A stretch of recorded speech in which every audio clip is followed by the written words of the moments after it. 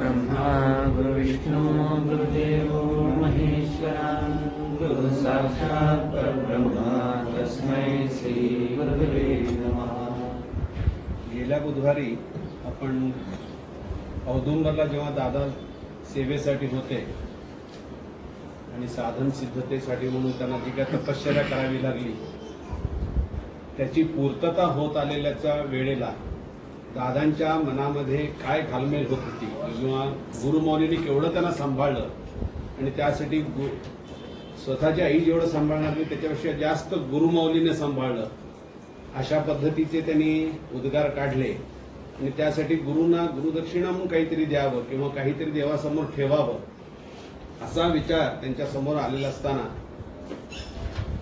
त्यांनी सांगितले मला गोड फार आवडतं तर ते गोड सोडावं असा एक विचार त्यांच्या डोक्यात आला आणि त्याच्यानंतर त्यांना गुरूंकडून जे काही सांगितलं गेलं तिथून आता आपण वाचणार एक 4 ओळी पहिल्या पान नंबर 121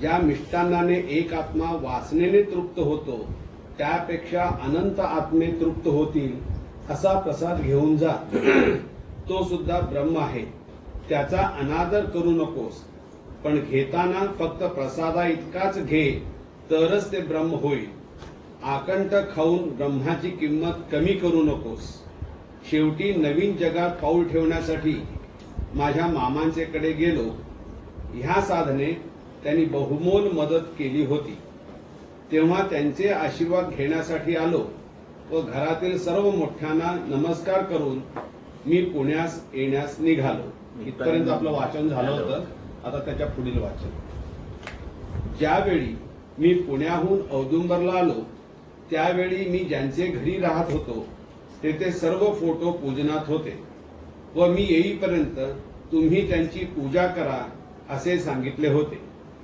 त्याप्रमाणे आल्यावर हेच फोटो आपण ठेवून गेलो होतो का नवीन आहेत असा संभ्रम निर्माण झाला. म्हणजे काय बदल कशात झाला पाहिजे फोटो तेच आहेत तेव्हा साधना करून झाल्यानंतर बरेच दिवसांनी बाबांना म्हणाले यार तुमचा फोटो वेगळा दिसतोय तर बाबा म्हणाले फोटो माझा आहे तोच आहे मग बदल कशात झालाय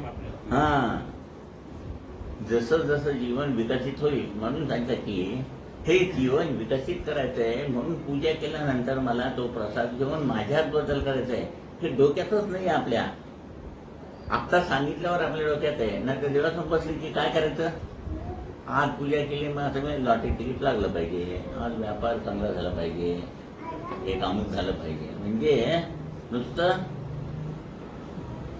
मागायचं पण आपल्यात बदल झाला आपला विकास झाला हे सगळं मिळणार आहे माहीतच नव्हतं आपण ठेवून गेलो होतं का आता संभ्रम निर्माण झाला हेच फोटो आहेत का ते साधना करून आले होते ना 2.5 वर्ष पुढे 1-2 दिवसात ह्या फोटोंची प्रचिती त्या कुटुंबियांना आली हे कळले कारण त्यावेळी कार्याची स्थापना झाली नव्हती फक्त सकाळी व सायंकाळी आरती मी एकटा म्हणत असे व आलेल्या भक्तांना उदी देत असे त्याप्रमाणे सकाळी व संध्याकाळी लोक जमू लागले त्यावेळी जे कोणी काही दुःख घेऊन येत त्यांना फक्त परंतुजे बाबांचे श्रीफल पूजनार्थ देत असे यापेक्षा काही प्रश्नांची विचारणा केली नाही फक्त प्रसादाचे पूजन 11 आठवडे करा व नामस्मरण ओम श्री साईनाथाय नमः 1 माळ म्हणा परमपूज्य बाबा तुमचे दुःख निवारण करतील असे सांगत असे नामस्मरण श्रेष्ठ ते सांगितलंय 9 अक्षर प्रत्येक अक्षराला 3 अंग म्हणजे 27 नक्षत्र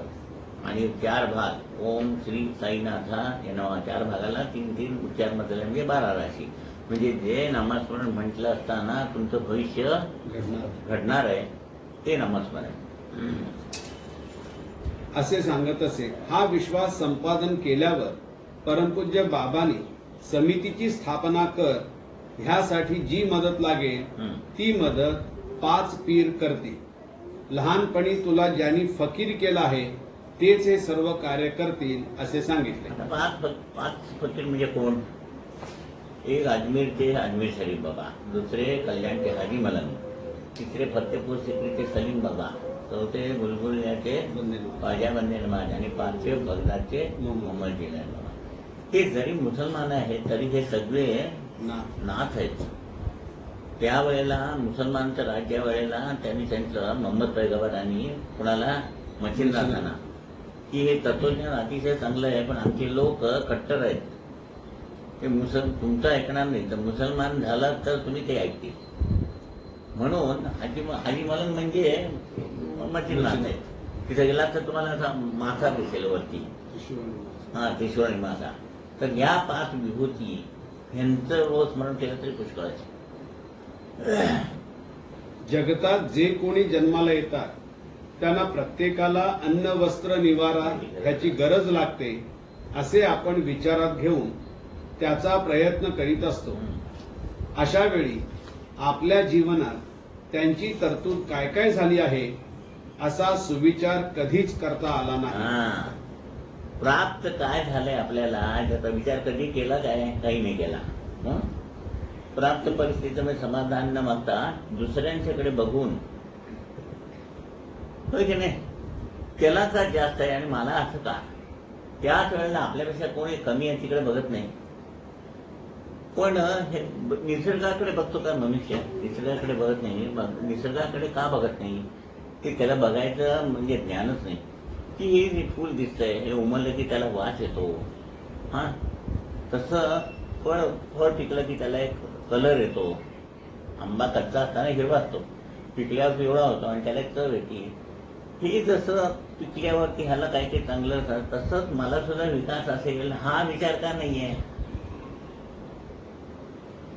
ऐक सगळं दिसतंय, ह्याला अज्ञानाचा शाप म्हणताय. ते बघायची दृष्टीच नाही. दादाने सांगितलं मला पण मला एक फुल विकसित होतं, 10 जणांना वास देतं आणि ते लय पावतं. वास तुमच्याजवळ ठेवतं आणि ते जातं. तसं आपण काहीतरी करावं हे इकडे बुद्धीच जात नाही. फक्त प्राप्त परिस्थितीमध्ये समाधान माझा त्याला काय जास्त मिळालंय आणि ते मला का मिळत नाहीये.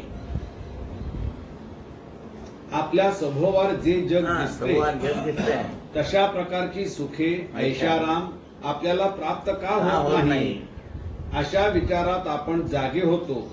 कारण मित्रांप्रमाणे आपण सुखी नाही. सुखासाठी प्रयत्न करून सुद्धा आपल्या वाट्याला सुख नाही असे आपल्याला वाटू लागते, हे पाहू लागतो. पहिला प्रयत्न भूत भविष्य वर्तमान ह्या तिन्ही काळात सुखाची बाजू आहे किंवा नाही हे पडताळून पाहतो. ज्या अर्थी ह्या तिन्ही काळात जाऊन सुद्धा सुख शांती मिळत नाही म्हटल्यावर व दैवाने जेव्हा पाठ फिरविली म्हटल्यावर मग मनुष्य देवाच्या शोधात लागतो. त्यावेळी देव म्हणतो, अरे माणसा, तुला माझी आज आठवण झाली, पण तुझ्या पूर्वजांना मीच अन्न वस्त्र निवारा दिला होता व पुढेही मीच देणार आहे, पण तुला माझी आठवण आत्ता होते आहे. मूल जरी आईला विसरते तरी आई विसरत नाही. त्याप्रमाणे देव आहेच, पण पाठीशी की पोटाशी हा प्रश्न आहे. जगात पुष्कळ लोक अडचण आल्यावर देवाचे खूप करतात. काम अडले की म्हणजे अडचण निर्माण झाली की देवाचा धावा करतात व ती निवारण झाली की देवाची निर्वानिर्व करतात. जीवन हा कर्माचा खेळ आहे. ह्या खेळात जय पराजय असे फासे पडतात हे विसरून चालणार नाही. वाक्य महत्वाचं आहे. आता पुढचं जीवनात एखादे कर्म अडचण म्हणून येत नसते, तर ती अडचण आपल्याला जागे करण्यासाठी येत असते. पण आपण जर जागेवर असू तर देव आपल्याला हाक मारतो आहे हे समजेल. कोणीही केंद्रावर आलेले आमच्या जीवनाचं सार्थक करा म्हणून कोणी आलं नाही येत. नाक दाबलं म्हणजे माहीतच नाही हा विषय आहे. म्हणून गुरु पाहिजे. म्हणून जागा माहिती अज्ञानाचा शाप तुम्ही भोगता. फक्त निसर्गाकडे तरी बघितलं असतं किंवा तुमच्या देह धर्माकडे तरी बघितलं असतं. देह धर्म म्हणजे डोळे कान हे सगळे दिलेले हवंय. एकमेकाला किती पूरक आहेत. त्यांनी 1 मिनिट स्ट्राईकवर जायचं ठरवलं तर आपण जगणं शक्यच नाही. पण तिकडे लक्ष नाही. जोपर्यंत दादानी किंवा कोणते ज्ञान करून दिल्याशिवाय हे दिसतंय हे जग त्याच्याशी कम्पॅरिझन करायचं आणि काय करायचं, रेस घ्यायचं. म्हणजे त्याच्यापेक्षा मी देव आपल्याला अडचण हाक आली आहे ती मारतो. अडचण निवारण होण्यासाठी अडचण आली नाहीये, तर ती अडचण आल्यावरती आपण केंद्रावर जावं. एक अडचण आल्याशिवाय येणार नाही, म्हणून एक अडचण आणली आत्म्यानी. मग केंद्रावर आल्यावर त्या आत्म्यानी त्या परमात्म्याला बघितलं, म्हणजे बाबा आता हा परमात्मा माझं रक्षण करेल, म्हणून मग तुमची कामं व्हायला लागली. इतकं त्याच्यामध्ये शास्त्र आहे. देव आपल्याला हाक मारतो आहे हे समजेल म्हणजे भाग. ह्यासाठी जीवन म्हणजे काय व जन्म म्हणजे काय हे समजले पाहिजे. नुसते जन्माला येणे हे सोपे नाही. जन्म घेते वेळी 9 महिने लागतात, पण जन्माला आल्यावर ह्या जन्माचे डोहाळे पुरविता पुरविता जीवन वाया जाते. ह्यासाठी सुज्ञानी निदान आपण जन्माला का आलो व आपले कर्तव्य काय हा विचार केला तरी पुष्कळ आहे. ह्याप्रमाणे जे जे लोक मला भेटण्यासाठी येत होते त्यांची रडकथा हीच होती. प्रत्येकाला हाच प्रश्न मी विचारला. त्यावेळी ह्या लोकांनी निवेदन असे केले की देवळात होणारे कीर्तन, पुराण, प्रवचन आदी ऐकले आहे, पण तुम्ही जो प्रश्न आमच्या पुढे मांडला आहे तो कोणी विचारला नाही. प्रश्न जीवन म्हणजे काय? जीवन म्हणजे काय? किती वेळा ऐकलंय? जीवन म्हणजे जीवन. 19 माध्यम आहेत. घर मोठं आहे, त्याच्यात 19 नोकर आहेत, पण मालक आल्यावर एक सुद्धा त्याला दाद देत नाहीत, असे सुस्त उभारून टाकतात. म्हणजे काय, त्या मालकाच्या अंडर नाहीत. असे नोकर घेऊन काय करायचे? कोणासारखी अवस्था होती. दादांच्याकडे गेल्यावरती, विकसित झाल्यावरती मालक आल्यावर लगेच जी साहेब काय करू असं विचारायला, म्हणजे नंदनवन. पण 19 माध्यम आहेत आणि आपल्याला ते विकसित करायचे हेच माहिती नाही. फक्त जे डोळ्यासमोर दिसतंय ते मला पाहिजे आणि ते काय मिळत नाही, म्हणून त्यासाठी सुट्टी करायची. देवळात होणाऱ्या देवळात होणाऱ्या कीर्तन, पुराण सगळं प्रवचन ऐकलं, पण आता ते तुम्ही मुलाखत म्हणून सांगताय ते आम्ही आता पहिल्यांदाच ऐकलं नाही. असा प्रश्न आम्हाला कधी कोणी विचारलाच नाही. देवळात होणाऱ्या कीर्तनात देवाचा विषय असतो किंवा पुराणातही ह्या व्यतिरिक्त अन्य प्रश्न कोणीच विचारला नाही असे उत्तर बहुसंख्य लोकांनी दिले. यावरून हे अभ्यासावयास मिळाले की समाजात देवधर्माबद्दल श्रद्धा आहे, पण ही श्रद्धा कोरडी आहे. त्याच्या मुळाशी ओलावा नाही. म्हणजे केवळ जीवनात वेळ जात नाही म्हणून बरेच लोक देवतार्जनास जातात. मागे एक गोष्ट सांगितली, तिथं एक किवडा मनुष्य जाऊन परत येणारा बसलेला असतो. ते विचारतात तुम्हाला ऐकायला येत नाही ना काय? त्यामुळे घरात वेळ जात नाही, एवढी 4 लोक बघायला मिळतात म्हणून येऊन जातात. दुसऱ्याला विचारलं तुम्हाला काय सांगतात ते समजतं काय? ते नाही म्हणले. घरात म्हणले मुलगा आणि सून किटकिट करतात म्हणून तेवढ्यात 2 तास इथे येऊन बसतो. म्हणजे देवाकडे लक्ष नाहीच, असं आलेलं आहे. तसं म्हणजे उगीच वेळ जात नाही म्हणून काहीतरी करत बसायचं व त्यांचे अनुकरण बाकीचे सर्व करतात. हाच देव व धर्म असे म्हणतात. त्यासाठी निराकरणार्थ जे लोक येत होते त्यावेळी त्यांना 4 शब्द सांगण्यास म्हणजे मुलाखती या विषयाला आरंभ केला. जीवनारंभी मानवी जीवनात जे काही दुःख म्हणून असते ह्याच्या मुळाशी अज्ञान असते. अज्ञान हे मला जीवन विकसित केलं आहे. म्हणजे वाच परमेश्वराचा आला की मला जीवन व्यवस्थित होणार आहे. 10 मिनिटाचं काम आहे. रोज तुम्ही जी पूजा करता ती केल्यानंतर खरं मनापासून करायची. करून ते समोर दूध आणि साखर ठेवले टाकली तर ते तीर्थ म्हणून प्रसाद गेल्याबरोबर ती पॉझिटिव्ह एनर्जी जाते. सोपं आहे अगदी. पण पूजा करताना म्हणजे ते एक ओझ आहे आपल्या अंगावर, असं करायचं. कुणीकडे तरी फुलं खुपसायची, कुणीकडे सांगितलं. तो एक मुलगा होता, त्याच्या जाईल कुठं गोण जाऊन आला तिथला देव आला की दिला. कुठं गंगा काशीला जाऊन आले 100-160 गंगा, 100-160 फोटो होतं. सगळं ते पूजा करायची. म्हणजे त्याच्या अंगावर काटाच यायचा.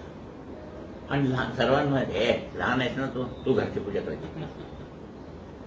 ते करून करून कंटाळा, नोकरीला गेला, काम करायला गेला. बाबांनी सांगितलं सगळे तुळशी. ते म्हणले मला पूजा वगैरे सांगितलं मी काही करणार नाही म्हणाला. पहिला सांगता बाबांना. बाबा त्याच्या पलीकडचे. मी तुला पूजा करायला सांगतच नाही म्हणाले. तुला उकडलेला अंडा आवडतं की नाही? हो हो, ते खायचं म्हणाल सोमवारी. 5 सोमवारी उकडलेला अंडा खाल्ल्याबरोबर त्याला नोकरी लागली. म्हणजे काय? शब्द ब्रह्म ते अंड दुय्यम आहे. मग तेव्हा लगेच धावत आला, आता काय सांगाल ते करतो म्हणून. म्हणजे काय काय सांभाळलं बाबाने? सायकॉलॉजी. मनापासून जे मनापासून. हा, थोडंच करा पण ते मनापासून करा. जीवनारंभी मानवी जीवनात जे काही दुःख म्हणून असते ह्याच्या मुळाशी अज्ञान असते. हा, ह्या अज्ञानामुळे कोणावरही श्रद्धा ठेवली जात नाही. अज्ञानाचा शाप आपण भोगतो. निदान स्वतःवर तरी श्रद्धा आहे का? आपण जे काही करत आहोत त्यातून आपल्याला काय लाभ होणार आहे याचा विचार कोणी करीत नाही. विचार करतात की नाही? हे वाक्य एवढं सोपं नाही. काय वाद परत? आपण जे काही करत आहोत त्यातून आपल्याला काय लाभ होणार आहे याचा विचार कोणी करीत नाही. मी म्हणतो करतात.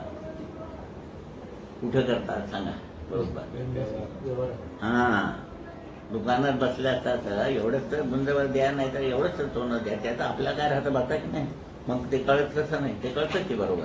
म्हणजे व्यवहार बरोबर.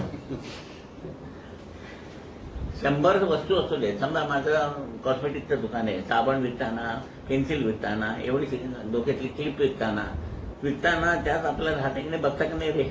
मग नाही बघत कसं? कुठे बघत नाही? देवाचं करत असताना जाऊन नारळ फोडला, नारळ आले, काय अजून झालंच नाही. म्हणून हे का मला करायला सांगितलंय?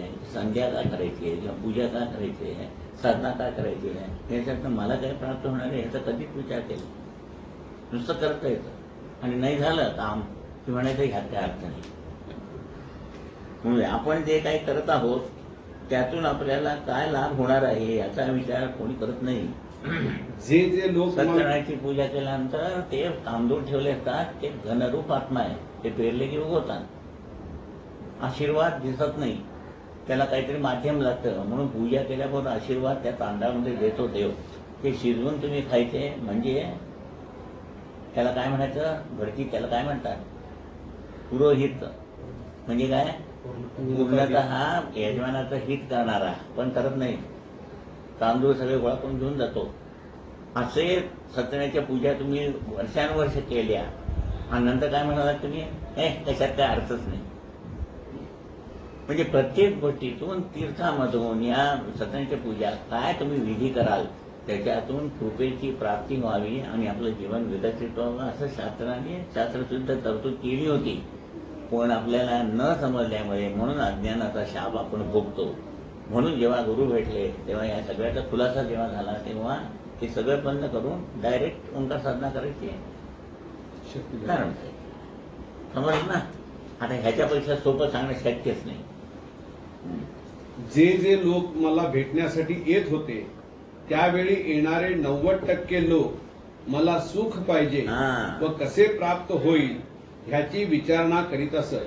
बरं, तुम्हाला सुख पाहिजे ना, काय दिलं म्हणजे मिळेल हे सांगता येते का? खूप पैसा द्या, त्या दिवशी रात्री चोर येतो, तुम्हाला बंदूक दाखवतो.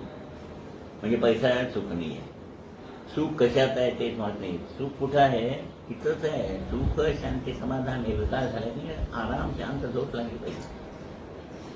ती काही कळतच नाहीये. म्हणून बाबा म्हणाले तुम्हाला काय दिलं म्हणजे सुख मिळेल ते तरी सांगा मला. तेही समजत नाही.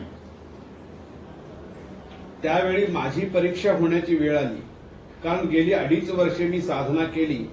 ह्या साधनेने सुख शांतीची प्राप्ती होत नाही म्हटल्यावर येणाऱ्या लोकांना काय द्यावे व काय देऊ नये असा प्रश्न उभा राहिला. कारण जगाला हे ज्ञान होते की मानवी जन्म हा कर्मपरत्वे होतो व कर्माची बरी वाईट फळे मानवाला भोगावी लागतात. यापेक्षा अधिक ज्ञानाची गरज नाही व अशा लोकांना हा मार्ग सुखाचा आहे का फाशीचा मार्ग आहे हे कळले पाहिजे. असं आहे, साधना करून ती विकस होईस्तोवर वाट बघायला पाहिजे की नको. कुठल्याही गोष्टीला आज निराकरण 11 आठवड्याचं सांगितलंय. 11 आठवडे म्हणजे 3 महिने झाले. 3 महिन्यात लगेच काम हवं एवढं सोपं आहे का? हे पण पटत नाही ना लोकांना. काय मिळेल? लोक म्हणते लगेच काम व्हायला पाहिजे. तो हवता की नाही? एक एक्स्ट्रा बँकेत होता, नाव घेत नाही मी, काय आहे सगळीकडे गावभर जात. त्यामुळे काय 11 आठवड्यात पूजन झालं, अजून काय झालं म्हणा. 11 आठवड्यात म्हणजे काही 24 देवाचं नाव घेतलं असतं, कारण 11 आठवड्यांमध्ये 10 मिनिटं सेवा केली असेल. हे बदलायला पाहिजे ना. हे बदलायला म्हणजे किती, परवा सांगितल्यासारखं 1 लाख रुपये देणं आहे, रोज 10 पैसे भरायचे, म्हणजे वर्षभर भरले म्हणजे किती भरले. म्हणजे लोकांना काही झट मागणी पट झाली पाहिजे. तर अशा लोकांना मार्ग सुखाचा आहे का फाशीचा आहे हे कळले पाहिजे. यासाठी काही मार्ग आहे का? नुसते औदुंबरला राहणे सोपे होते, त्याही पेक्षा अधिक बिकट मार्ग जग पाहिल्यावर वाटू लागले. त्यामुळे झोप येईना. ज्या आनंदात मी होतो त्याही पेक्षा विवंचना मागे लागली. औदुंबरला जी साधना आपण केली हे मी म्हणत होतो, पण त्या साधनेची प्रचिती येणाऱ्या भक्तांना यावयास पाहिजे, तर आपण बोलतो आहे हे सत्य होईल. गुरु आपल्या पाठीशी आहेत हा विश्वास इतरांना देणे सोपे आहे, पण त्याची अनुभूती यावयास पाहिजे. अनुभव आपल्याला आल्यावर तशी अनुभूती दुसऱ्याला द्यायची म्हणजे अनुभूती. अशा अवस्थेमध्ये मी होतो. रोज झोपण्याआधी प्रार्थना म्हणत होतो, पण त्या प्रार्थनेला प्रतिसाद मिळेना. काय चुकले आहे हे कळेना. सर्वस्व दिले, आता देण्यासाठी काय बाकी आहे हाही विचार करू लागलो. शेवटी मती गुंग झाल्यावर विचाराची दिशा उलटी चालू लागली. यापेक्षा मरण बरे, नाही तो उपद्रव केला आहे असे वाटू लागले. शेवटी एके दिवशी सकाळी पूजा आरती करून गावाबाहेर विठ्ठलवाडी आहे तिथे जाऊन बसलो. त्यावेळी तेथील नदीचा परिसर लोकांना जास्त माहीत नव्हता. त्या ठिकाणी बसून शांतपणे विचार करू लागलो.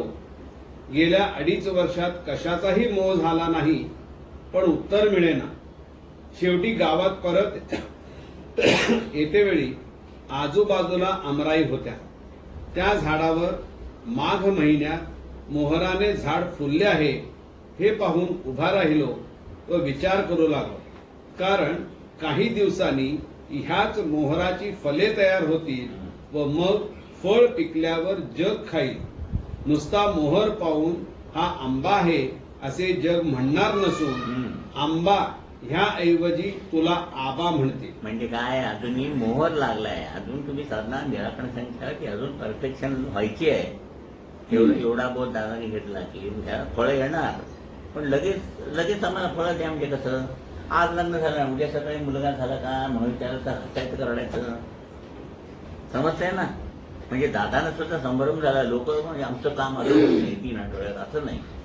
तुम्ही ती साधना करत राहिली पाहिजे. तर मोहर गेल्यानंतर हळूहळू बारीक फळ लागतं, मग ते मोठं होतं, मग होतं, मग पिकतं. आणि त्याला अवकाश पाहिजे, म्हणजे तुम्हाला वेळ पाहिजे. याचा अर्थ श्रद्धा ठेवून सबुरी. आमराईचा मालक आंबे पिकले की ते देवाला अर्पण करतो, मग राहिलेले आंबे विकण्यास बाजारात जातो. तू एवढा शाणा होऊन तिन्ही लोकांचे ज्ञान होऊनही कोरडा राहिलास. गेली 2.5 वर्षे सेवा केली म्हणतोस, तर सेवा कोणी केली हा प्रश्न आहे. सेवा करण्यासाठी पुढचा जन्म आहे. सेवा केली ती दत्तगुरूंनी व ती तुझ्या माध्यमातून. यासाठी इहजन्मी मेवा तू खा, पण सेवा मी केली असे म्हणालास तर फल येणार नाही. येणारे जग मेवा आहे का ही विचारणा करतात. त्याची गोडी लागल्यानंतर त्यांना सेवेचा मार्ग दाखव. ह्यासाठी गुरुमार्गात जे आपण मिळवतो ती साधना गुरुदक्षिणा म्हणून गुरुंना द्यावी लागते, तरच त्याचे फल आहे. केवळ झाडाला आलेल्या मोहर याने मला जागे केले, त्यामुळे प्रचिती आली की आपल्या हातून कार्य व्हावे हा मोह आवरला पाहिजे. अजून साधनेला फल यावयाचे आहे, ते आल्यावर मग गुरुदक्षिणा. तोपर्यंत गुरुमार्गात दक्ष राहणे महत्वाचे आहे. त्याप्रमाणे विचारांची दिशा बंद करून सकाळी उठल्यापासून रात्री झोपेपर्यंत आपल्या हातून आचार होतो किंवा नाही यावर बारकाईने लक्ष ठेवून वागू लागलो. त्याच रात्री आचरण त्याच रात्री परमपूज्य बाबांनी दर्शन दिले. रात्री 1 ते 2च्या दरम्यान जाग आली. मी ज्या ठिकाणी राहत होतो त्या ठिकाणी मी एकटाच झोपत असे. समोरच्या कोणामध्ये देवाचे स्थान होते. मी उठून हातपाय धुतले व एकांतात बाबांच्या समोर बसलो. त्यावेळी परमपूज्य बाबांचा फोटो हा नेहमीप्रमाणे वाटेना. नेहमीप्रमाणे वाटेना. त्यात काहीतरी बदल झाला आहे असे वाटू लागले, पण खूण काही पटेना. शेवटी मी आदराने परमपूज्य बाबांना विचारणा केली की बाबा, आज जो फोटो पाहतो आहे व रोजचा पूजन करतो यामध्ये काय फरक आहे? तेव्हा ते म्हणाले, वेड्या, फोटो तोच आहे, पण बदल ज्याप्रमाणे कावीळ होते व रोग्याला जग पिवळे दिसते त्याप्रमाणे साधक अवस्थेत भास होतो. हा भास म्हणजे काय हे समजले पाहिजे, नाहीतर मृगजळाप्रमाणे आपली अवस्था होईल. गेल्या 2.5 वर्षात माझा फोटो आहे तोच आहे. त्यात बदल केव्हा होईल? जेव्हा जगात बदल होईल तेव्हा. हा बदल तू घडविलास तर होईल, नाहीतर मी बाबा व तू काबा असे 2 वेडेपीर जन्माला येऊन फुकट गेले असे म्हणावे लागेल. कारण ज्यावेळी मी होतो त्यावेळी हेच जग मला वेडा म्हणत होते व आता तुला अतिशहाणा असे म्हणतील. यासाठी नेहमी मौन पाळावे. भांग पिऊन बडबड करू नये. भांग हा जगत जननीच्या डोक्यात शोभतो. त्यामुळे डोक्यात मधोमध बरोबर केसाचे 2 भाग केले जातात. एक उजवीकडे व दुसरीकडे डावी बाजू. याचा शोध नंतर लागेल. तोपर्यंत मौन पाळ. मौन याचा अर्थ बोलणे बंद असा नसून खरे बोलणे व चालणे म्हणजे मौन. आता ह्या गप्पा खूप झाल्या. माझ्या वेळी सुद्धा असेच रिकामटेकडे खूप भक्त होते. भक्ती राहिली बाजूला. ब्रह्म म्हणजे काय, स्वर्ग म्हणजे काय, ह्या शंका कुशंकाने मला बेजार केले. बाबांना जरी ब्रह्म म्हणजे काय हे मी सांगितले असते तरी कुठे आहे म्हणून दुसरा प्रश्न विचारला असता. म्हणजे नुसतं प्रश्न. म्हणून जे लोक ज्ञानी असे आहेत ते म्हणतात, असे लोक मला भेटण्यासाठी येत. त्यावेळी मीच त्यांना उद्देशून म्हणत असे की हे बघा ब्रह्म आले, घ्या दर्शन. ह्याचा लाभ पुष्कळ होईल. अशी कान उघाडणी केल्यावर कार्य म्हणजे काय हे समजले व त्याची स्थापना म्हणजे काय करावयाचे हा प्रश्न पुढे उभा राहिला. पुढे परमपूज्य बाबा मला म्हणाले की तुझ्या बाने तुझे दत्ता नाव ठेवले, त्यापेक्षा गधा हे शोभले असते. इथं हे असं आहे महत्वाचं, दादानी आपल्याला असं म्हटलेलं ते लिहिलंय, दुसऱ्याने काय केलं असतं? काढून टाकलं असतं. म्हणजे बाबांच्या पुढे आपण इतके दादा होते तरी कसे होते? ते त्या तुझ्या बाने तुझे नाव दत्ता ठेवले, त्यापेक्षा गदा ठेवले असले शोभे असते. नाव मोठे व अक्कल शून्य. जे कार्य म्हणतोस ते नाथांनी स्थापन करून 2500 वर्षे झाली. ते चुकलंय. पुढे काळाचा महिमा आपल्या वाट्याला येतो. अशा वेळी तेच कार्य पुन्हा उदित करावयाचे असते. म्हणून माझ्या वेळेला येणाऱ्या लोकांना हे कार्य म्हणजे काय हे समजावे यासाठी मी धुनी पेटवून त्यातील राख लोकांना उदी म्हणून देऊ लागलो.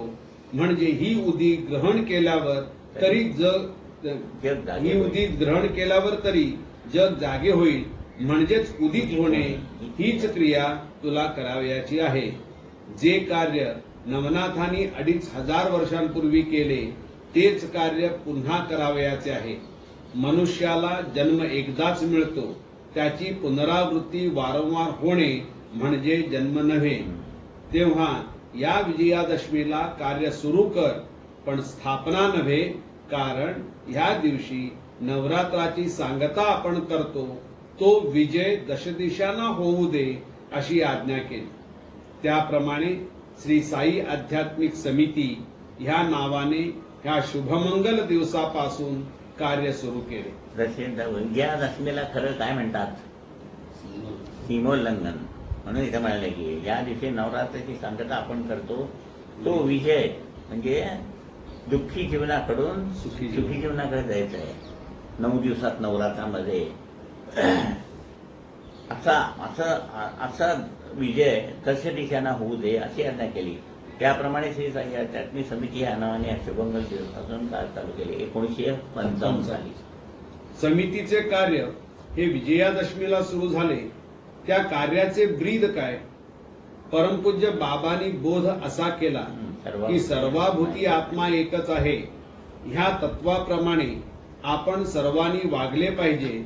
यासाठी समितीच्या मार्गदर्शनार्थ जे कोणी येतील त्यासाठी सर्व भक्तांना हरीचे मुक्तद्वार असावयास पाहिजे. जगात जे जे धर्म व धर्माचरण लोक करीत आहेत त्यात हा अधिक हा कमी असा भाव असता कामा नये. यासाठी पूर्वीच्या काळाप्रमाणे अनुकरण असून उपयोगी नाही. माझे स्थान सर्वांना दर्शनासाठी खुले पाहिजे. देव्हारा व इतर प्रकाराने आपण देवाची मांडणी करतो ती मला नको आहे. जो जो कोणी ह्या जगातील मनुष्य मला भेटण्यासाठी येईल तो जरी मोकळ्या मनाने आला नाही तरी देव हा संकुचित असता कामा नये. जगातील लोक दुःखी आहेत त्या दुःखात वाटेकरी व्हा, वारकरी नव्हे. कारण वारकरी हे लोक महिन्यातून 2दा एकादशी व दुसऱ्या दिवशी द्वादशी यावेळी जो कुलाचार चालू असतो त्यावेळी कुलाला न शोभेल असे वागतात. पूर्वी कुलाला शोभेल असे वागणे व दान धर्म करणे अशी परंपरा आपली होती. ती बाजूला राहून हे लोक फक्त देवाचे नाव घेऊन चरत असतात. बरेच लोक पालखीला जातात किंवा आपल्याकडे ते देवीचं कुठली देवी गुड्डापूरच्या देवीला कशाला जातात? दानम्मा देवीला वाटेत खायला बेला मिळतं म्हणून. म्हणजे देवाचं म्हणून ते फक्त देवाचे नाव घेऊन चरत असतात. तेव्हा येणाऱ्या भक्ताचे दुःख कसे कमी होईल याचा विचार प्रथमतः केला पाहिजे.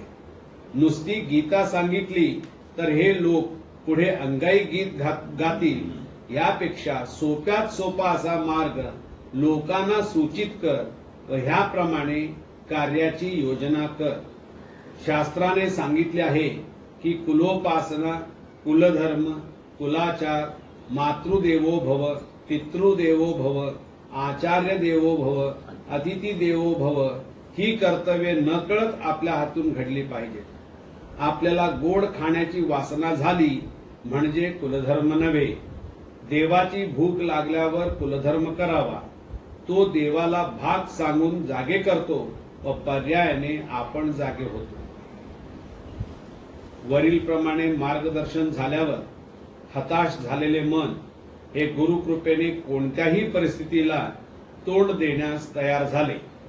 पुढे येणाऱ्या लोकांना श्री गणेशापासून जीवनाचा आरंभ कसा करतात ह्याची शिकवण मुलाखतीद्वारे समजावून देऊ लागलो. त्यामुळे देवळातून मिळालेला नारळ व आपण देत असलेले श्रीफळ यात काय फरक आहे हे लोक समजू लागले. जे देवळातनं दिलेला नारळ दादा म्हणाले त्यांच्या विकत आणलेला त्याच्यामध्ये काही फरक नाही.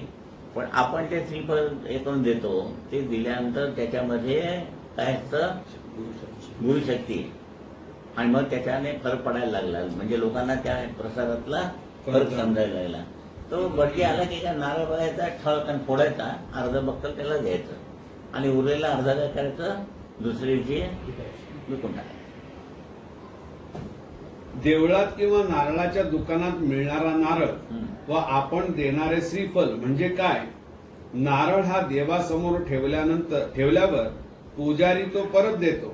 त्यावेळी तो नारळच असतो. कोणीही भक्त व पुजारी ह्यांची देवाणघेवाण अशीच चालू असते. अशामुळे शेकडो नारळांचा बळी जातो पण आपल्याला सुख शांती लाभू शकत नाही. जेव्हा आपण नारळ ठेवतो त्यावेळी जो नारळ देवाला अर्पण करावयाचा असतो त्यावेळी आपल्या ठाई भक्ती व श्रद्धा ह्यांचा संगम व्हावयास पाहिजे. पण तो नारळ म्हणजे देवाचे काही देणे आहे अशी भावना बहुतांशी लोकांची असते.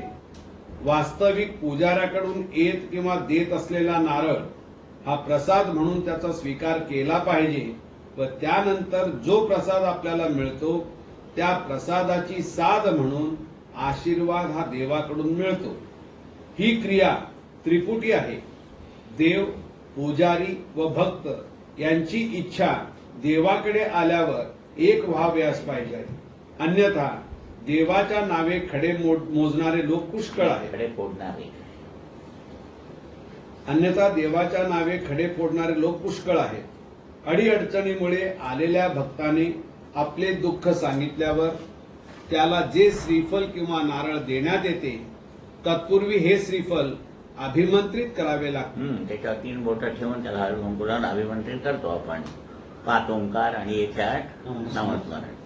नुसते पाण्यात ते ओले केले की आपले कर्तव्य संपले असे नसून वास्तविक त्या दिवसापासून आपल्या कर्तव्यास आरंभ झाला. कारण जो कोणी दुःखी आहे त्या भक्तास जेव्हा आपले दुःख निवारण करता येत नाही तेव्हा तो आपल्याकडे येऊन दुःख सांगू लागतो. तेव्हा 11 आठवडे याचे पूजन भक्ताने करावयाचे असाच त्याचा अर्थ नसून अपरोक्ष तो प्रसाद आपण स्वीकारला आहे ही भावना जेव्हा निर्माण होईल तेव्हा भक्तास जे जे सुख तो मागतो आहे त्याच्या इच्छेपेक्षा अधिक मिळते. म्हणून जो नारळ द्यावयाचा असतो त्यास श्रीफल असे म्हणतात. ह्या फलात 2 श्रीचा अंतर्भाव श्री गुरूंनी केलेला असतो. एक म्हणजे लक्ष्मी ही प्राप्त व्हावी अशी अपेक्षा ईश्वराकडे तो मागत असतो. दुसरी श्री म्हणजे सरस्वती म्हणजे ज्ञान. हे ज्ञान साधकास व्हावयास पाहिजे. ह्याशिवाय ह्या 11 आठवड्यात अपरोक्ष कार्य चालू असते. त्यामध्ये पहिली श्री म्हणजे प्रपंच व दुसरी श्री म्हणजे परमार्थ अशी ठेव जेव्हा आपण न मागता मिळते त्याचा अर्थ श्रीफल. श्रीफल आणि नारळ म्हणून दिल्यावर ते नारळ दिला होता असं म्हणू नका म्हणतात. श्रीफल दिला असं म्हणा. त्याच्यात 5 तत्व आहेत. पृथ्वी तत्व आहे, खोबरं, आप तत्व पाणी आहे. तेज म्हणजे तुम्ही प्रसाद पूजन केल्यावर त्याच्यावर नारळ होतं ते. वायू आणि आकाश म्हणजे नारळ फोडल्यावर आवाज येतो, वायू जातो आणि पोकळी म्हणजे 5 तत्व ज्यात आहेत. असं श्रीफल दिल्यावर आपली देहात 5 तत्व आहेत. ती त्याचं पूजन केल्यावर ती जशी निसर्गपर्यंत परंतु प्रमाणबद्ध आहेत तशी आपली प्रमाणबद्ध झाल्यावर आपल्याला सुखशांती मिळणार असेल हा त्याच्या मागचा हेतू आहे. म्हणजे प्रत्येक गोष्ट जी सांगितली ती शास्त्रशुद्ध आहे. ती आपण समजून घेऊन त्याप्रमाणे मनोभावनेने करायची. दिलाय ना प्रसाद, अजून 11 आठवडे झाले, इथं बघत बसायचं नाही. 11 आठवडे झाले, अजून झाले. तू त्याच्याशी एकरूप किती झाला. कुठलंही काम करताना बघा तुम्ही त्याच्याशी एकरूप व्हायला पाहिजे. गाडी चालवत असताना जरा एकरूप कुठे लक्ष गेले की ऍक्सिडेंट होतो की नाही. पण इथं कामाकडे लक्ष आहे. ह्याच्यामुळे माझा होणार एवढा विश्वास नाहीये. ह्या कार्यात मूळ विषय हा कर्माचा असतो. ज्यावेळी कर्म अनुकूल असते तेव्हा सर्व सुखांची प्राप्ती होत असते. पण जेव्हा प्रतिकूल कर्म असते. प्रतिकूल म्हणजे काय. अनुकूल कर्म म्हणजे असं गोल बरोबर असतं. प्रतिकूल म्हणजे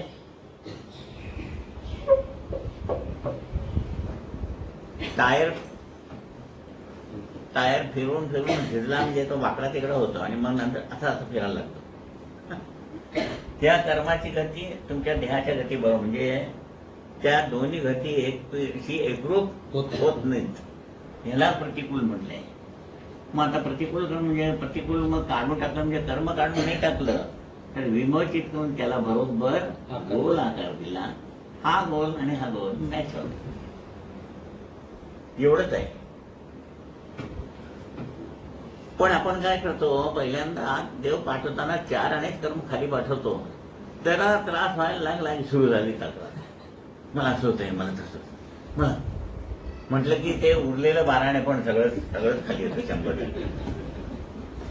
म्हणून जाणं की थोडं सहन करायला शिका. त्याचं ते प्रॅक्टिस आहे. त्यासाठी काय पाहिजे? विषय फार सुंदर आहे. त्यासाठी काय पाहिजे? तुम्ही स्वतःचं काम स्वतः केल्यानंतर इथं परत तेच आलं. ते 25% काय रे? 25% काय? काया, 25% वाचा आणि 50% मन असेल. म्हणून म्हटलं डबक्यासारखं जर 0 असेल, 10% मन जर संकुचित असेल तर जरा कुठलं तुम्हाला आलं की ते सहन करायची ताकद नसते. म्हणून आपलं काम आपण करून देऊन हे मेंटेन करायचं आहे. हे 75 झालं की इकडे 0 झालं. रोजच्या रोजच बघायला पाहिजे. रोजच्या रोज बघा. दुकानातला प्रॉफिट बघता का नाही? नाही तर काय होईल? तसं रोजच्या रोज हे 25 आणि 50 मेंटेन होत आहे की नाही बघायचं आहे. आणखी जर गरजेपुरतं आणणं, गरजेपुरतं बोलणं, उगीच बडबड वायपर बडबड 80%. कसलंही दुःख आलं तर तुम्ही त्याचं सहन करून घेऊन लोकांच्या दुःखात सहभागी होता. विषय समजला तर फार सुंदर आहे आणि तो आचरणात आणला ना तर सुख शांती समाधान मागायला जायला नकोच. एकदम कम्फर्टेबल असतंय. मी सांगितलं मला माझा मूड गेलेला बघितलं तर कधी आरडाओरडा केलेला माझा मूड ह्यांचा 24 तास गेलेला. मूड जात नाही, मला डोकं दुखत नाही, मला डोकं आहे की नाही माहित नाही, मला डोकं दुखत नाही. दुखलं तर मेंदू आहे म्हणायचं. बेचैन होत नाही, झोप झाली नाही, आज मला असं करू काय तसं असं होत नाही. पहिल्यांदा होत होतं पण आता होता एका लेवलला येतं म्हणजे. तसं प्रत्येकाने लेवलला यायचं आहे. म्हणून इथं नुसतं ऐकायचं,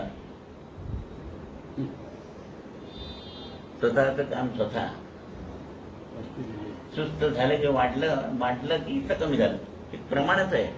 तिन्ही म्हणून 100% पाहिजे. हे मेंटेन करण्यासाठी एवढं तरी असू दे कमीत कमी. एवढं नको एकदम दादा व्हायचं नाही. पण निदान आपल्या म्हणून आलं काही आलं तरी 2 दिवस वाट बघायची, लगेच डॉक्टरांच्याकडे धावत जायचं नाही. थोडं सहन करायला शिकायचं. करता ते 4 आणे जर तुम्ही सहन केलं तर ते 12 आणे परस्पर विमोचित होतात. पण नाही, ह्या कार्यात मूळ विषय हा कर्माचा असतो. ज्यावेळी कर्म अनुकूल असते तेव्हा सर्व सुखांची प्राप्ती होत असते. पण जेव्हा प्रतिकूल कर्म असते तेव्हा जीवनात दुःख अशांती असते. त्यावेळी जे कर्म प्रतिकूल आहे म्हणजे कोणते कर्म माझ्या हातून घडले आहे हे आपणास कळत नाही तोपर्यंत गत जन्मात आपण पाप केले असेल असा तर्क आपल्या बुद्धीत निर्माण होतो. तर्क म्हणजे खरं नव्हे. अशा वेळी कर्माचा शोध घेणे अत्यंत अवघड आहे. एक वेळ धर्माचे मूळ किंवा खूळ हे आपल्याला समजेल, पण कर्म म्हणजे काय, त्याची क्रिया म्हणजे दुःख आपल्या वाट्याला येते ते तरी का हे समजू शकलो तर जे कर्म प्रतिकूल आहे ते अनुकूल होईल म्हणजे सुख असे म्हणता येईल. ह्या कर्माची मीमांसा पूर्वी औदुंबरला सांगितली होती.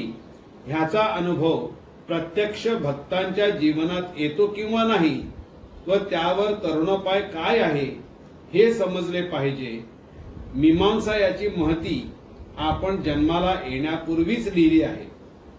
त्यानुसार प्रथमतः वंशविमोचन याचा विचार करावयास पाहिजे.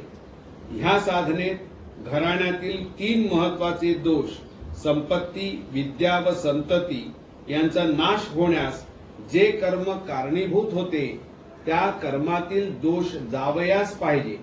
त्याप्रमाणे जी भक्त मंडळी मार्गदर्शनार्थ येत होती त्यापैकी त्यांच्या वंशात एक तरी दोष धारण होतोच हे कळले. अशा प्रकारे दोष हे सर्वांचे ठिकाणी आहेत. याचे कारण गेल्या 100 वर्षात आपले आचार विचार यांचा पत्ता नाही. गवळी आला काय सांगितलं, दुधात आणि ह्याच्यात काय मिसळत होतो घ्या. म्हणजे वंश म्हणजे काय, आपल्या पूर्वजांनी काहीतरी केलेलं ते सगळं आपल्या वाट्याला येतं. चांगलं येत नाही पण वाईट मात्र आधी येतं. म्हणजे एक मस्त परवा गोष्ट आली होती. आपण केलं, आपण कसे आहोत. एक किराणा मालाचं दुकान असतं शेडची. एक शेतकरी येतो, तो म्हणतो की माझ्याकडे नाही 1 किलो लोणी माझ्याकडे रोज होतं, तुम्हाला म्हणजे तुम्ही तूप वगैरे विकायला पाहिजे काय? तो ठीक आहे म्हणतो, तू उद्यापासून घेऊन ये. मग तो उद्या आणतो 1 किलो लोणी. 1 किलो लोणी दिल्यानंतर हा त्याला पैसे देतो आणि हा त्या पैशामध्ये हा काय करतो, 1 किलो साखर घेतो. कळलं ना? 1 किलो साखर आणि बाकीचं काय सामान घेऊन जातो. मग त्याप्रमाणे रोज तो 1 किलो लोणी आणून देत असतो.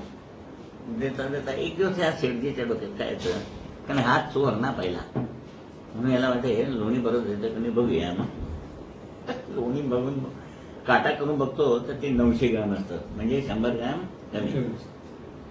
दुसऱ्या दिवशी आल्यावरती 2-3 दिवस बघतो आणि नंतर त्या शेतकऱ्याला म्हणलं, अरे काय माणूस आहेस तू, तुझ्यावर विश्वास ठेवला आणि मी रोज 1 किलो लिहून आणून दे म्हणाले, तर तू 900 ग्रॅमच 100 ग्रॅम कमी देतोस. साहेब माझ्याकडे वजनच नाहीये, म्हणून मी तुमच्याकडनंच 1 किलो साखर घेतली होती, त्या 1 किलोवर वजन करून मी लोणी आणून देतो तुम्हाला. असं तर म्हणजे याच्या अंगावर आलं की नाही. काय बोलतो मग, म्हणजे कोणी केली सुरुवात? तसेच आपण देवासमोर देव म्हणतो, हे तुला जे कमी दिलंय ना, ते तू मला कमी अगर दिलंय ते तुझ्या वाट्याला आलं. जैसी करणी वैसी भरणी. याचे कारण गेल्या 100 वर्षात आपले आचार विचार यांचा पत्ता नाही. आचार विचार, आचरण बरोबर नाही, विचार बरोबर नाही. अमुक जात याला जास्त मिळत आहे, याला कसं कमी करता येईल हा विचार. पण तो जास्त मिळण्यासाठी काय मेहनत करतोय, तशी मी मेहनत केली तर मला मिळेल हा विचार नाही. अमुक जात अमुक मूळ धर्म. कारण शेवटी कुठं जातं, ते दोष नाही. वंशी विमोचन म्हणजे तुमच्या आजोबांचं रक्त वडिलांच्यात आलं, त्या रक्तातनं दोष आलेले पुढे माझ्यात आले, असे दोष मिळाले तर मला चांगले विचार येणारच नाही. म्हणून पहिलं वंश विमोचन, मग कर्म विमोचन, वैयक्तिक कर्म, आणि मग ऋणमोचन, म्हणजे एकमेकाचे शत्रू गते जन्मातले बरोबर एका कुटुंबात येऊन सगळे एकमेकांचं हे करतात. म्हणजे थोडा अभ्यास केलाय, ठीक आहे, सामान्य भविष्याला काय कळणार आहे का, तुम्ही तर काय ते सांगतो.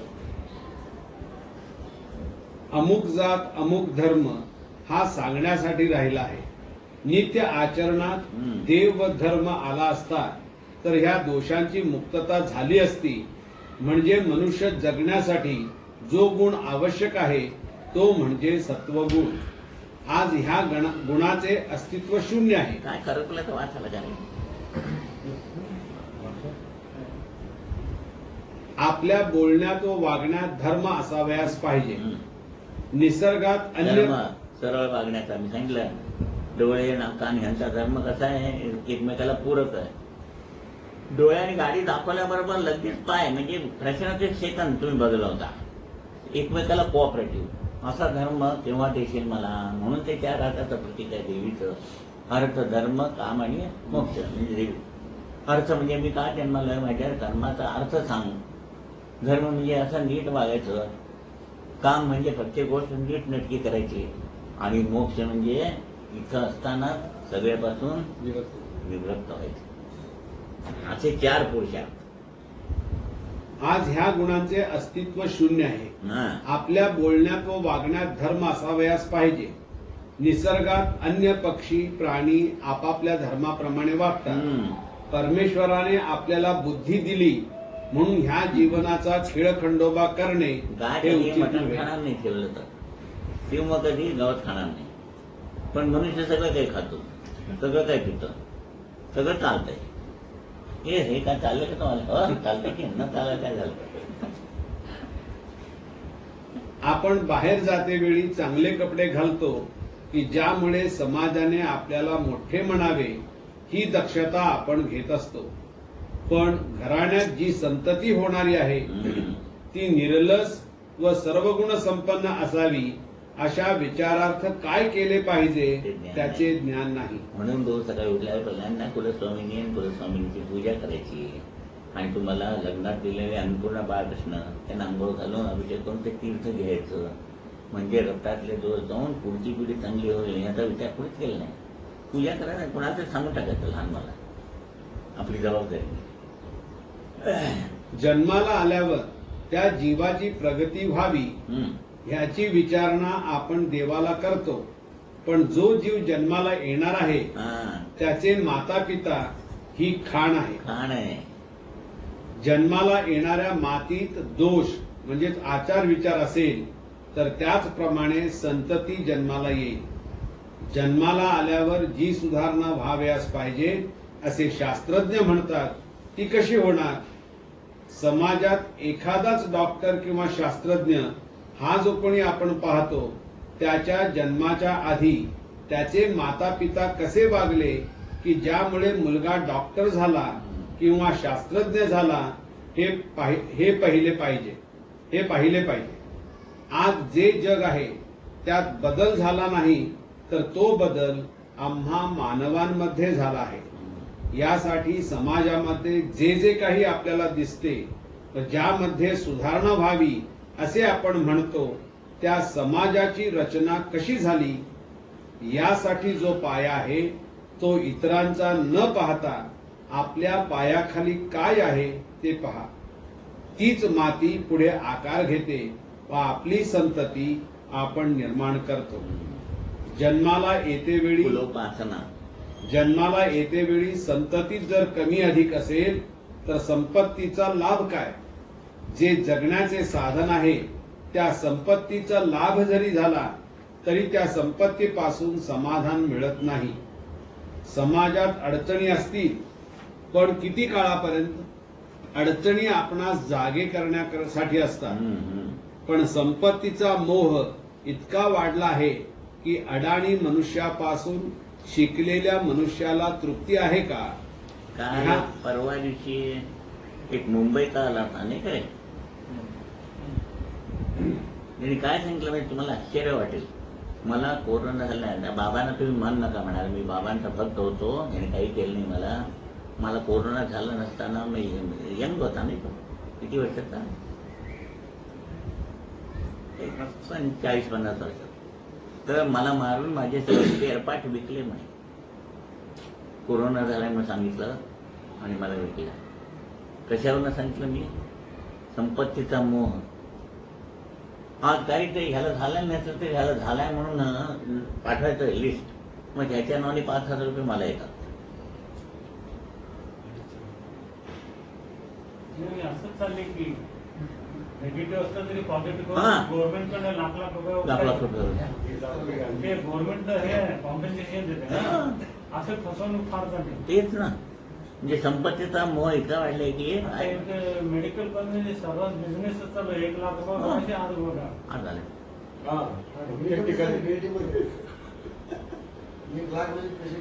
1 लाख रुपये बेड येत नाही जोपर्यंत पैसे नुसतं घ्या.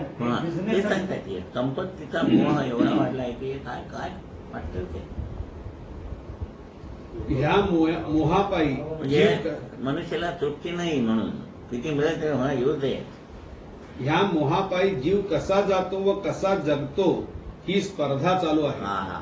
जर स्वतःला शांती नाही तर विश्वात व्हावी कशी? शांतीबद्दल भाषणे देणारे पुष्कळ आहेत, पण भाषणे देणारा आपले कर्तव्य काय आहे हे विसरून भाषणात व संभाषणात सर्व विषय जी इतरांची निंदा असते ह्या व्यतिरिक्त बोलत नाही. सांगितलं की एक कीर्तनकार होता, कीर्तन सांगत होता, चहा पिणं वाईट आहे म्हणायचा आणि अर्ध्या तासाने अजून चहा पिऊनच बोलायला पाहिजे. म्हणजे काय बोलण्यामध्ये आणि वागण्यामध्ये आचार आणि विचार हे नाहीच.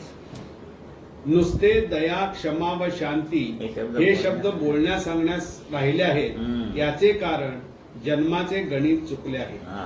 ही चूक आज आपल्याला भोगावी लागत आहे व पुढे ह्याच परिस्थितीकडे आपण दुर्लक्ष केले तर आपल्याला जगणे अशक्य आहे. आज आपण संपत्ती प्राप्त कराल, पण पुढे ही संपत्ती आपल्या नाशाला कारणीभूत होणार आहे. ह्याचा दोष मुळाशी आहे. जो आपला पाया देवावर, धर्मावर उभारला आहे त्याची जागृती व्हावी व सर्वांना सुख लाभावे यासाठी ह्या समितीचे कार्य परमपूज्य बाबांनी सुरू केले. परमपूज्य बाबा काही शास्त्रज्ञ नव्हते, पण ह्या साध्या फकीराने सर्व जगाला तारावे असा विश्वास सर्वांना दिला व देत आहेत. जगाची रीत अशीच आहे की आपल्याला जगाने मोठे म्हणावे, यासाठी जगाची निंदा करावी. ह्या जगात साधू संत येतात व जातात. येताना जगाला तारण्यासाठी येतात व जाताना त्याचा वास अखंड भूतलावर असतो. म्हणून आजपर्यंत आपण तरलो आहोत.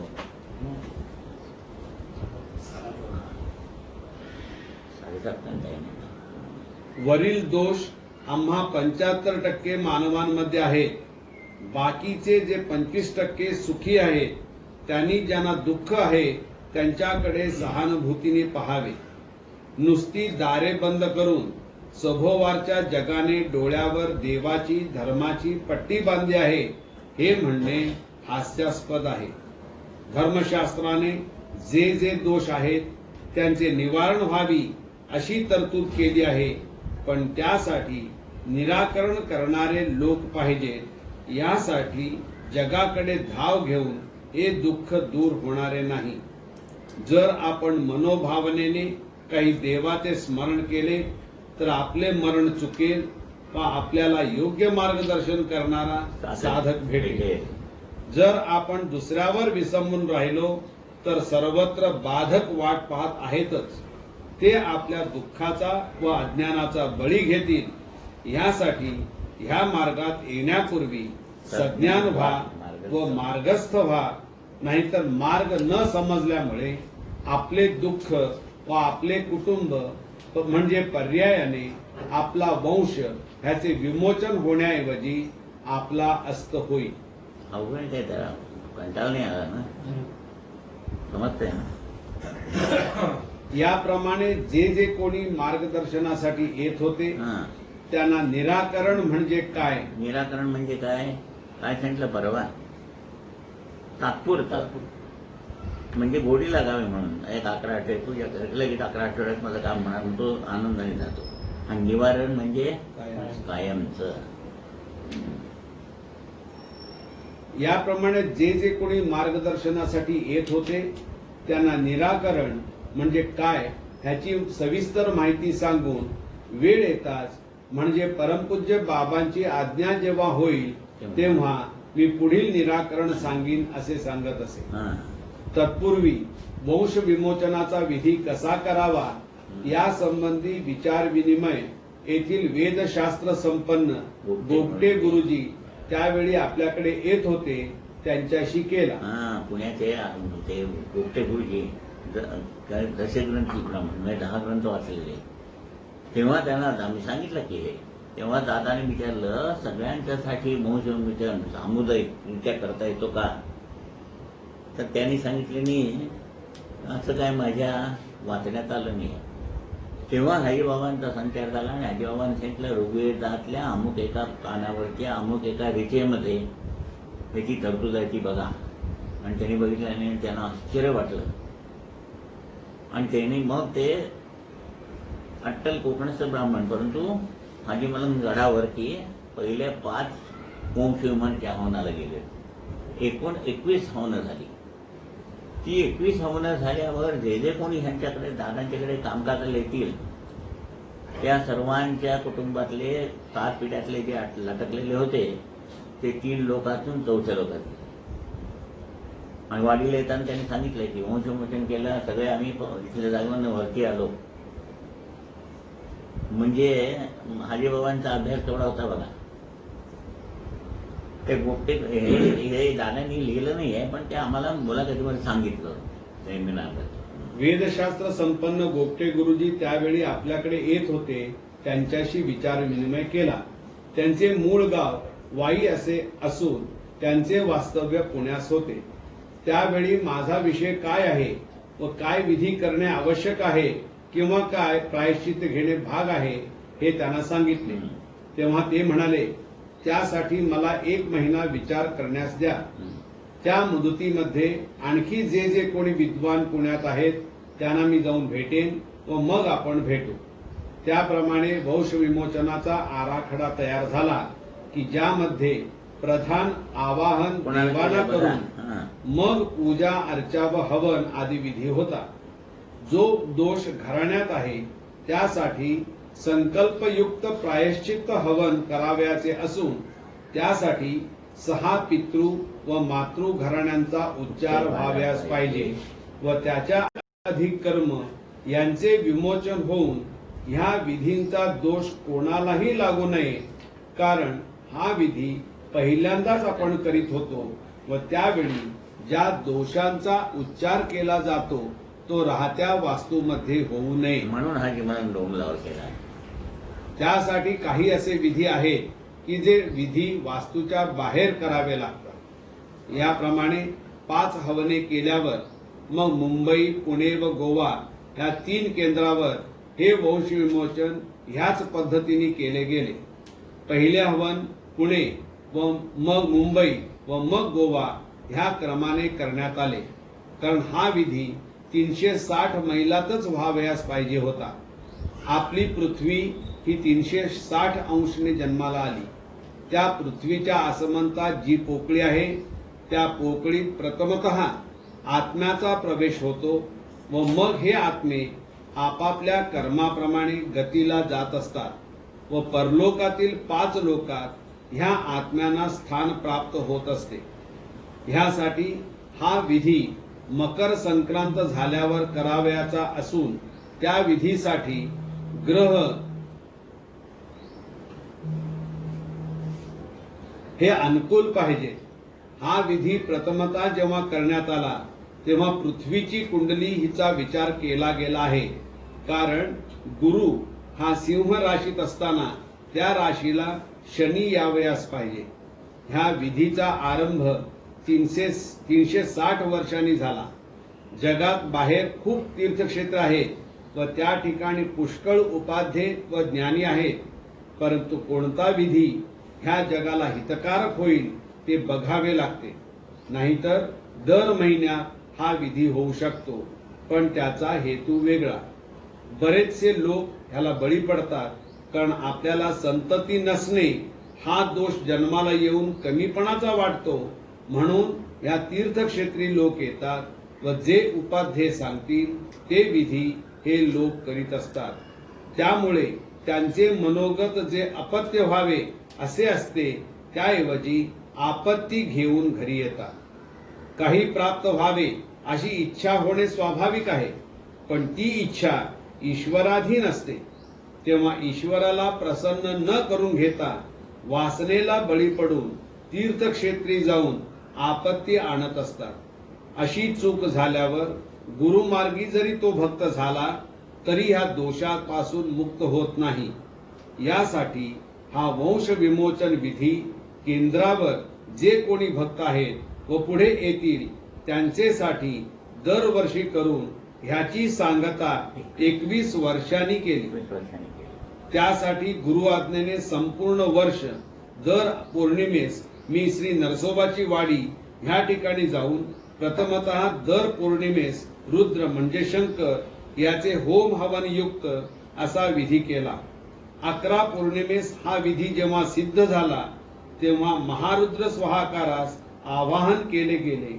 त्यासाठी समस्त भक्तांना आमंत्रण देण्यात आले, कारण ह्या विधीची सांगता कैसे आहेत म्हणून करता येत नाही. स्वाहाकारात आवाहन करावयाचे असते.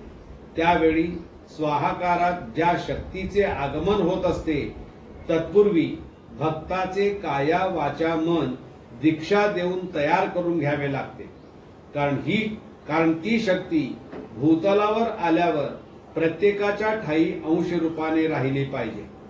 हा विधी जगतात पुष्कळ लोक करतात, कारण जगात शांती निर्माण व्हावी म्हणून हा विधी केला जातो. पण हा विधी करण्यात काय पथ्य आहे हे न समजल्यामुळे शांती प्राप्त न होता आहे त्यापेक्षा अशांती जगात पसरलेली आहे. सच्चिदानंद सद्गुरु साईनाथ महाराज की जय. श्री गुरुदेव दत्त सदानंद साहेब सच्चिदानंद सद्गुरु श्री पंत महाराज की जय. श्री गुरुदेव दत्त श्री सद्गुरुनाथ महाराज की जय. श्री गुरुदेव दत्त.